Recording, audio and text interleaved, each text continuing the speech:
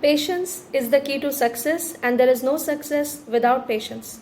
Welcome to the session of Current Affairs with me, Yagyasini Patra. First, I'll give you the solution of yesterday's question, and then we will discuss today's most important current affairs question. So, yesterday, the first question was Reserve Bank of India released the stance, monetary policy stance. What is the meaning of accommodative stance? So, accommodative stance ramane hoche in the next repo rate or in the next monetary policy, the repo rate will either be decreased or will remain same. There is no chance of increasing it. That means liquidity will be more. So as you know guys, as per the Reserve Bank of India Act 1934, Monetary Policy Committee has been set up, hence it is a statutory body. Every 2 months, the Monetary Policy Committee releases the repo rate, and the Monetary Policy Committee comprises of 6 members, 3 from the RBI side and 3 from the government side. So there are 3 types of stances which is earlier released so that the people can have an idea. Calibrated tightening, that means the repo will increase or remain same. Neutral, it may increase, it may decrease. Accommodative means it will decrease or it will remain same. So right now the Reserve Bank of India has said their stance will be accommodative. Second question I asked about green hydrogen. So as you know, there are 3 kinds of hydrogen: grey hydrogen, green hydrogen and blue hydrogen. Green hydrogen is totally renewable. Here electrolysis is the process which is used. By electrolysis, hydrogen water, that is H2O, is broken down into hydrogen and oxygen. There is no byproduct or the global warming byproduct like carbon dioxide. Hence it is very environment friendly. So by 2030 the target is 5 million tons of green hydrogen production will be done in India, and India wants to embark on this journey of renewable energy. Apart from that, clean fuel by India wants to become an export hub also. The third question that I asked is neutrino. What is the charge on neutrino? So neutrino has 0 charge, remember, and Tamil Nadu has recently informed the Supreme Court that they do not want to construct the Indian Neutrino Observatory in the sensitive zones of Western Ghat, ताकि environment sustainability should also be kept into consideration. Fourth question I asked that so you know that which are the 2 future fuels. In future we will be using renewable energy, and 2 future fuels which will be used is ammonia and hydrogen. Right now ammonia is produced by a method जो तेरे की global warming को काफ़ी contribution है था. So from methane the things are separated, फिर nitrogen, hydrogen separately it is given, and the ammonia is manufactured. So I asked ki co-process ro ammonia manufacturing takes place. So that is, the process is called as Haber's process. Okay. Next question I asked is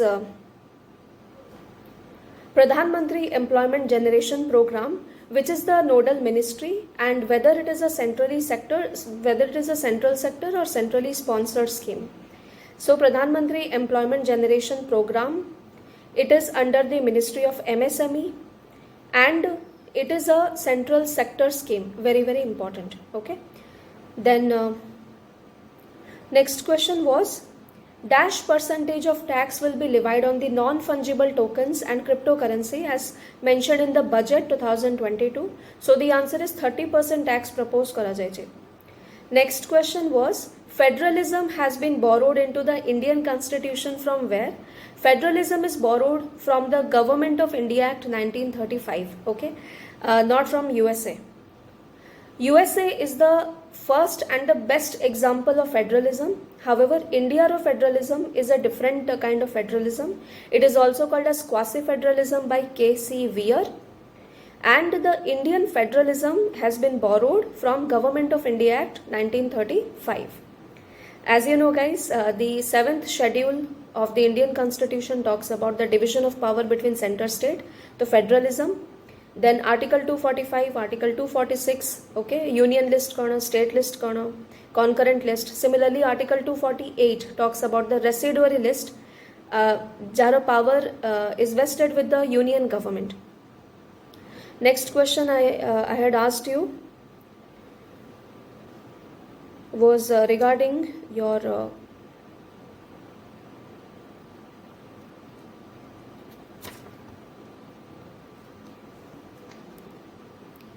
Asia's first special economic zone. So where is it located? So the first special economic zone of Asia, 1965, it was constructed in Kandla, Gujarat. Recently SEZ को लेके ना किसी discussion चले थी, and apart from that previous year question देखिए भाई यहाँ पे you will find the questions frequently. Then last question I asked, National Commission for Backward Classes को article रे यार mention था. So National Commission for Backward Classes was given a constitutional status. So Article 338B talks about the National Commission for Backward Classes. So eighty हमारो solution sorry जाइए. Now today's current affairs. So today the first question is, so guys, you must have heard about golden visa. Both kind of visa था when we arrive from one country to the other. तो golden visa तो हमको visa दरकार था या passport दरकार था, and for staying there we need that visa. There is another concept which is golden visa. So generally European countries, UAE, ये सब countries रे कौन था जदि केही 2 million या अधिका या a significant amount of investment करुचंती in the host country, ताले तांको residentship पाइबा पाई easy हुए, and they get this golden visa. So can you tell me, does India have a golden visa? Yes or no? Second question होची Jeling Langlota iron ore block in Guwali. This iron ore block allocation has been done recently. को state रे करा जाइए. Third question होची Iranai Tivu. This is a island which was recently in news. So Iranai Tivu island जोठी की covid द्वारा affected Islamic and Christian victims को burial site दिया जाइए. Where is Iranai Tivu islands located? Next question होची recently in India one state has declared 15th of February as their Shahid Divas because 1932 34 freedom fighters were mercilessly killed by the open fire from the British end. This massacre took place in Tarapur. So can you tell me which is the state which has declared कि say state भितरे 15th of February will be their Shahid Divas? Tarapur massacre नारे आगुरु famous थिला. And similarly Odisha भितरे भी there is a place which is used synonymously with Jallianwala Bagh tragedy in Odisha. Can you tell me which is that place? Next question होचे Petropolis. Petropolis is the imperial city of this country, and Petropolis is a city which is very very important for tourism, economy, GDP boost in many terms. It is very very important, but recently due to a very devastating flood this city is in crisis. So Petropolis city ko country re ache. My next question number 5, NAAC. So you know higher education institution HEI. HEIs को UGC, AICTE and ये सब approval दरकार था to function. But apart from that, higher education institution, are they performing in a above in a proper benchmark way? तांको standards बोलो अच्छे कि नहीं? What are the things they are imparting? Whether they are doing it in a better way or not? So there is a accreditation that is given by NAAC, National Assessment and Accreditation Council.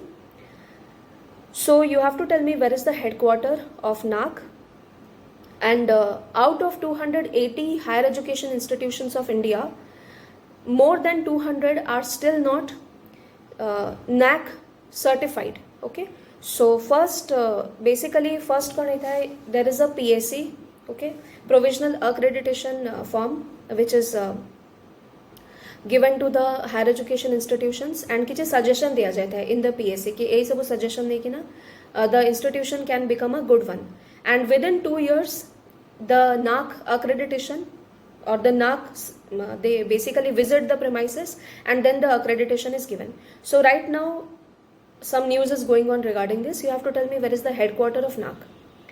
Next question hoche, who is the current president of World Bank? My next question is, where is the Asia's largest bio CNG plant going to be set up?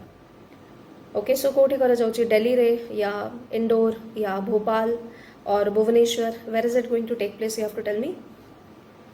My next question is, when we talk about renewable energy, you must have heard about something called as RPO. So renewable purchase obligation.